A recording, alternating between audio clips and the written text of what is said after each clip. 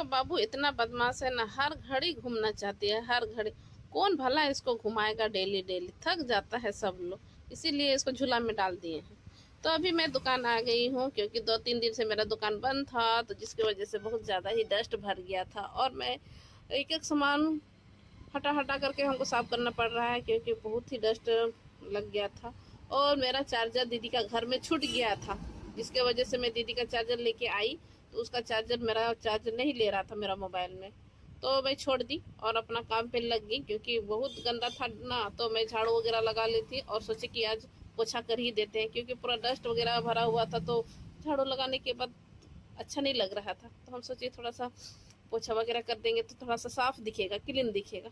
पोछा होने के बाद मैं अभी अपना दुकान में पूजा वूजा करने के लिए तैयार हो गई हूँ। जैसे मैं तैयार होती हूँ, अपने लिए पानी वगैरह लेके आती हूँ दुकान के लिए, वैसा ही एक कस्टमर आ जाते हैं, तो बीच में हमको स्टॉप कर करके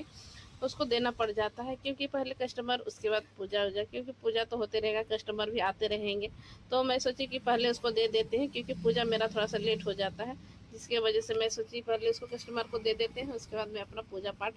आराम से करेंगे, क्योंकि कस्टमर लोग बीच में आ जाते हैं, तो जो भी मन से मैं पूजा वगैरह करती हूँ तो मन से कर नहीं पाती हूँ, इसीलिए मैं कस्टमर को पहले दे देती हूँ, उसके बाद मैं आराम से पूजा करती हूँ, ताकि थोड़ा सा अपना मन लगा करके लक्ष्मी गणेश का ध्यान करके मैं पूजा कर सकूँ। ऐसे में क्या होता है ना कि थोड़ा सा डिस्टर्ब हो जाता है, जल्दी जल्दी पूजा करो, उसका फिर कस्टमर लोग का ध्यान लगा रहता है कि कस्टमर आए हुए हैं, इसीलिए मैं सोची पहले कस्टमर को ही दे देते, उसके बाद पूजा करेंगे। जैसे ही हम पूजा करने लगे, बस मेरा सामान देने वाला भैया भी आ गए, और सामान देने के बाद मैं भी सोच रही हूँ अब क्या करेंगे। अभी तो पूजा ही की है और ये भी आ गए हैं, और हमारे यहाँ भी गुटखा का बहुत दाम बढ़ गया है, जिसकी वजह से हमको और टेंशन हो गया है। भैया को वही मैं पूछ रही हूँ कि भैया अभी तो सब चीज़ का रेट बढ़ गया है, गुटखा को बेचना कितना है, क्योंकि हमारे यहाँ का कस्टमर लोग ऐसा है ना कि समझते नहीं है। सामान बढ़ने के बावजूद भी बोलता है ये दुकान में उतना, वो दुकान में उतना, तो हम तो पागल हो जाते हैं। इसीलिए मैं कंफ्यूज में रहती हूँ, जो सामान ला के देते हैं उन्हीं से पूछती हूँ कि हर दुकान में दाम बढ़ा है कि नहीं बढ़ा है,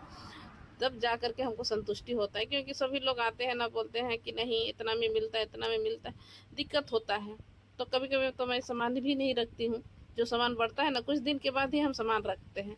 जो दाम बढ़ जाता है तो थोड़ा सा कन्फ्यूजन में रहती हूँ।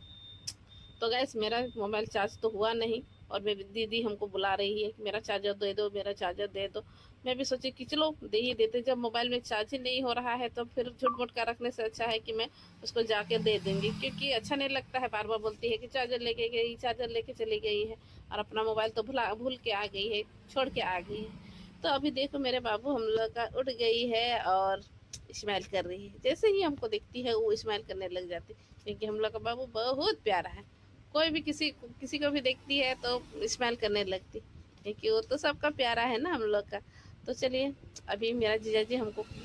केला ला के दिए हैं, क्योंकि ये बगान का है और मेरे घर में कोई नहीं खाते हैं, इसलिए हम ही को ला करके दे दिए हैं, और ढेर सारा ला के दिए। कभी कभी तो हम दोनों का पटरे भी नहीं खाता है, लेकिन कभी कभी पता नहीं मेरा जीजा जी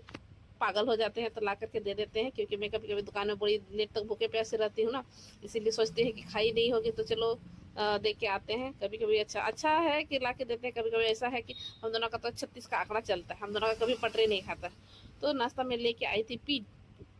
पास्ता,